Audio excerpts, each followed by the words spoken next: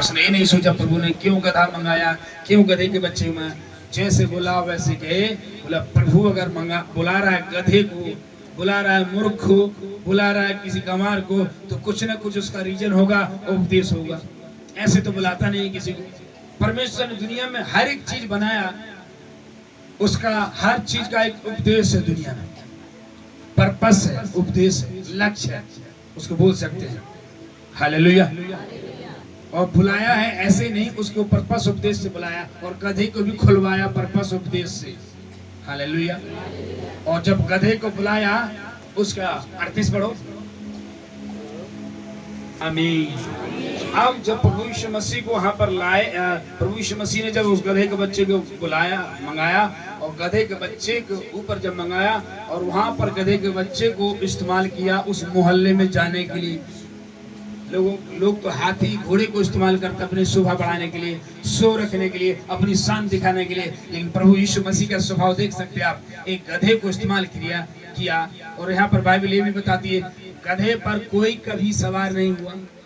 आप दुनिया में फोटो देख सकते हो संसारिक चीजों की, कोई कहीं किसी में सवार है, कोई घोड़े में राजा सवार है, कोई शेर में राजा सवार है, कोई ऊंट में सवार है, कोई जो है अलग अलग जानवरों में सवार है, हाथी में सवार है। लेकिन पहली बार इतिहास में कोई गधे में सवार हुआ, वो था प्रभु यीशु मसीह। और गधे में सवार हुआ ऐसे साधारण नहीं, गधा लाए, और गधा भी सोच रहा है मेरा क्या काम है, मैं अभी तक खूंटे में बांधे बांधे सड़ गया, यहीं पर मेरी जगह पैर गंदे हो गए, ये कौन है मुझे बुला रहा है अपने काम के लिए। आमीन। और यीशु मसीह क्या वहां पर बोला कि गधे के बच्चे को लिया, उसका प्रभु का प्रयोजन है। बोला मैं गधे को ही लाऊंगा, बुद्धिमान और पढ़े लिखे या बहुत इंटेलिजेंट को नहीं लाऊंगा, मैं गधे को लाऊंगा, खमार को लाऊंगा। उसके लिए प्रभु का प्रयोजन है, यानी प्रभु उसको इस्तेमाल करेगा। आमीन। और गधा भी आया और बोला कि हाँ गुरुजी बताइए, मैं तो गधा हूँ, मेरा कुछ काम नहीं। बोला होगा मेरा कुछ काम नहीं, मुझे दुनिया तुझ जानती, मुझे एक खूंटे में बांध देते हैं, बाहर ही खा रहा हूँ, बाहर ही सब कुछ कर रहा हूँ, कोई नहीं पूछता। बोले तो गधा चिल्लाएगा, दिन में 2 बार 3 बार चिल्लाता है, हिपो करता है कि नहीं। उसके बाद बोला कि लेकिन बोला आज ही तेरा ऐसा काम होगा कि दुनिया सो रही। बोला कि चलो इस गधे के ऊपर। चेलों ने बोला कि ये परमेश्वर हमारा राजा इस शहर में आया। गधे के ऊपर पहले तो कम्बल बिछाए, जिस गधे के ऊपर टाट और टूटी हुई पल्ली बिछाते, उस गधे के ऊपर एकदम रजाई और गद्दा बिछा रहे हैं कि उस गधे के ऊपर सवार होने वाला कोई साधारण व्यक्ति नहीं, वो प्रभुओं का प्रभु, वो राजा को राजा है, ताकि गधे की भी उसके द्वारा महिमा हो जाए। आमीन। आज बाइबल में गधे का नाम है। हालेलुया। अलग अलग किताबों में घोड़े का नाम है, हाथी का नाम है, एक बड़े बड़े फेमस जानवर, लेकिन बाइबल में गधे का नाम है। गधे को इस्तेमाल किया, गधे भी खुश हो गया। आज कोई मुझे सवारने वाला मिला है।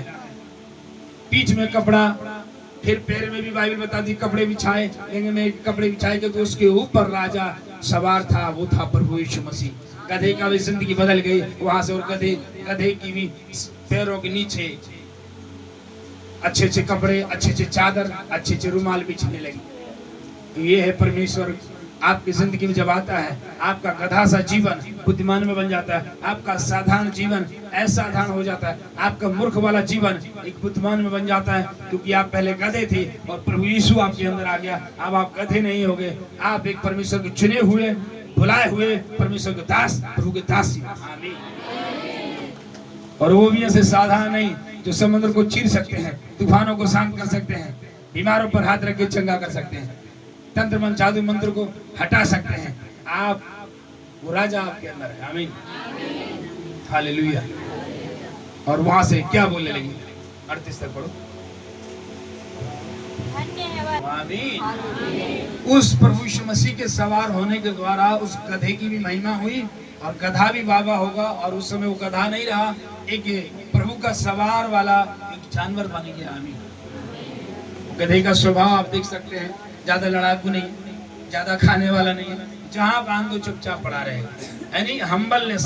गधा दर्शाता है हम्बलनेस, नम्र है, दीन है, और ज्यादा किसी जानवर की तरह रोटी में लड़ता नहीं है, किसी को लात भी नहीं मारता है घोड़े की तरह, सिंपल जानवर है। मैंने नहीं सुना कहीं कि किताबों में या चीजों में भी कि गधा लड़ रहा है, गधा काट रहा है, ऐसा नहीं सुना कभी।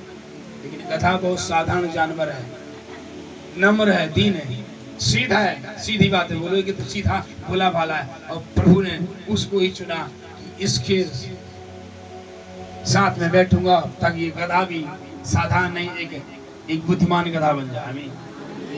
हम और आप भी संसार में गधे के समान थे, गंवार थे, अनपढ़ होंगे। प्रभु के पास आने के लिए आपको डिग्री की जरूरत नहीं है, पढ़े लिखे हो या ना हो, पढ़ते हैं या ना, कोई मतलब नहीं। आपको प्रभु उतना ही प्यार करता है जितना सबसे प्यार करता है। आमीन। क्योंकि गधे को उतना ही प्यार किया जितने सारे जानवरों को प्यार किया, बल्कि सारे जानवरों को नहीं बैठा, गधे में बैठ गया। गधा बोला वाकई मेरा बनाने वाला स्वामी भला है कि तूने मुझको चुना, और तेरे साथ मेरी भी आदर हो रही है। मेरे पैरों में चादर बिछाया जा रहा है, मेरी पीठ में चादर बिछाया जा रहा है, और खजूर की डालियां ले लेके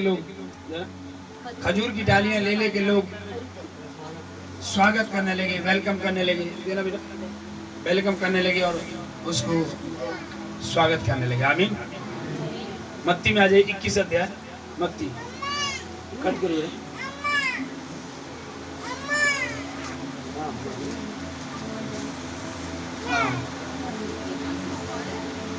हाँ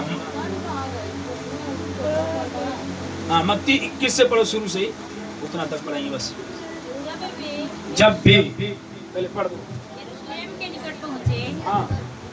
जब वे यरूशलेम के निकट पहुँचे और जैतून